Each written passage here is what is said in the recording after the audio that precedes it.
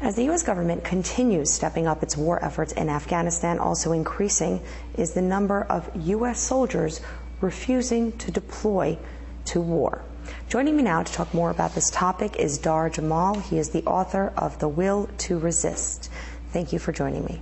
Thank you. Your book, The Will to Resist, shines a bright light on a growing movement of U.S. soldiers refusing to redeploy to the wars in Iraq and Afghanistan. Why are these U.S. soldiers willing to go AWOL, willing to face prison terms? Well, there's a myriad of reasons why people are refusing, anywhere from on one end of the spectrum, just being afraid or being lazy, to really the other end of the spectrum that we're seeing is people who are starting to realize more and more that, like Iraq, Afghanistan actually is also in violation of international law and the U.S. Constitution by default. Because one thing that's starting to happen is more and more troops are realizing that given that they joined the military swearing an oath to defend and support the Constitution of the United States, that part of that oath says to do that they have to follow lawful orders.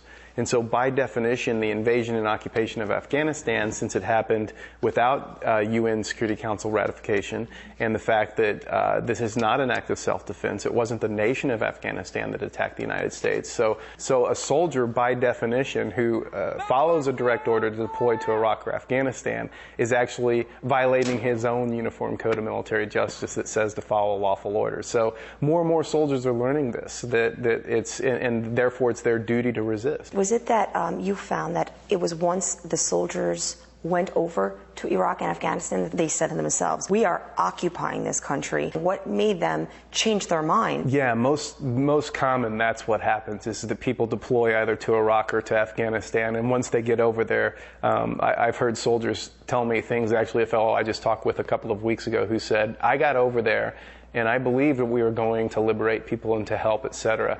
And then after seeing what we were doing in Iraq, home raids and these massive military operations and killing civilians all over the place, he said, I realized that I was the terrorist. And that's been really, really common, coupled with soldiers going over and realizing, while seeing people blown up in front of them and killing civilians and all of this, and just realizing this is just wrong.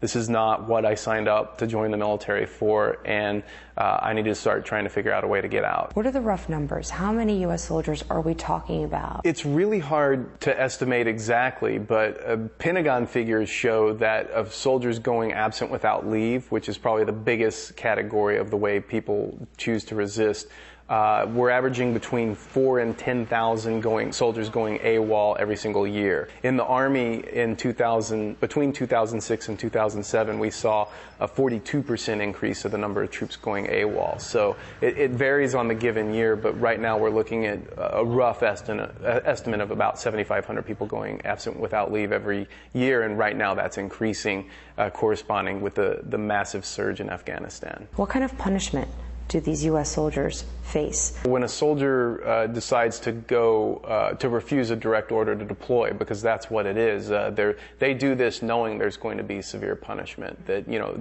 disobeying any direct order in the military, you know that if you don't back down rather quickly, you're going to get court-martialed and probably going to do at least some jail time, probably have a rank demotion, this sort of thing. But something as big as actually refusing to go to Afghanistan, for example, right now, a soldier goes into this knowing that they will be court-martialed, which means they'll have a military trial, which basically means you're pretty much guaranteed to get convicted. Over 90% of court-martials end in a conviction.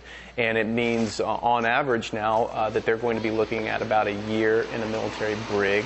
They're going to have their rank reduced severely, if not all the way back down to private, and they're going to forfeit the majority of their pay for that year, and then they're probably going to get a dishonorable discharge, which means that they will not have any benefits, no GI Bill, no VA care, any of that kind of thing. You recently wrote about Sergeant Travis Bishop, an Army soldier who was court-martialed, sentenced to 1 year in prison after refusing to take part in the war in Afghanistan.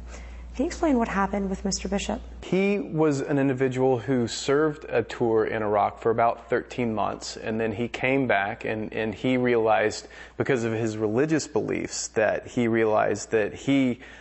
because of those, was actually morally opposed to all war, not just Afghanistan, not just Iraq, but all war. And so he decided to file for conscientious objector status. But given that his unit was about to deploy very, very soon to Afghanistan, in order to prepare himself to get the forms filled out and do what he needed to do to prepare to file for CO status, he went absent without leave for a week. And so he ultimately was sentenced to a year in the brig.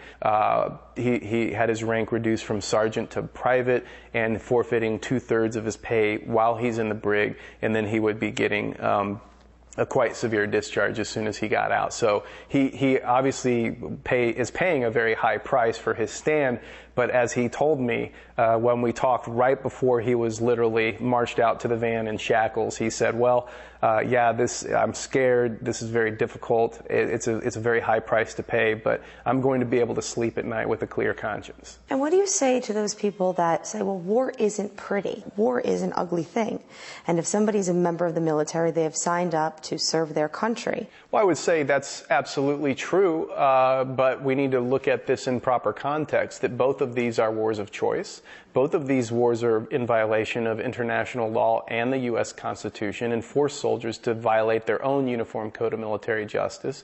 And also, we look at wars, both of these situations, where U.S. soldiers are not being taken care of, neither by the government, neither by the military, neither by the Veterans Administration, and neither by most of the civilian population of the country, where this is not the average like conventional war where soldiers are going to go off and fight a conventional battle and then come back home as war heroes. These are illegal, immoral occupations where soldiers are doing home raids and they're doing things like torturing detainees and dehumanizing people and dehumanizing themselves, and they're put in this absolutely no-win situation, and then they become desperate and start doing things that I think normally in a regular war probably wouldn't happen. So I would say folks need to really look at the bigger picture, at what's actually going on, and kind of leave the rah-rah patriotism, support the troop stuff at home, and just really be honest about what is the government doing in Iraq and Afghanistan, and what is this really costing the military. You've written about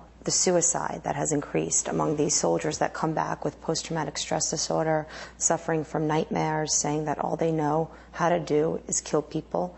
Let's put it in perspective. Tell me what you have found out through your research. This is very important context when we talk about GI resistance that's happening, and why I think it's a given that it's going to continue and spread as well.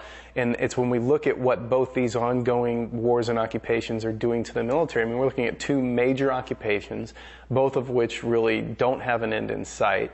And occupations are, by nature, very brutal, severe situations for a conventional military to find itself in, where they're basically put in positions where they're trying to act more as police than actually as soldiers. There was a RAND Corporation study, a military-connected think tank that came out in 2008 that showed at the time, the 1.8 million soldiers that had been cycled through Iraq and Afghanistan, that of those coming back, about 300,000 had severe depression or post-traumatic stress disorder.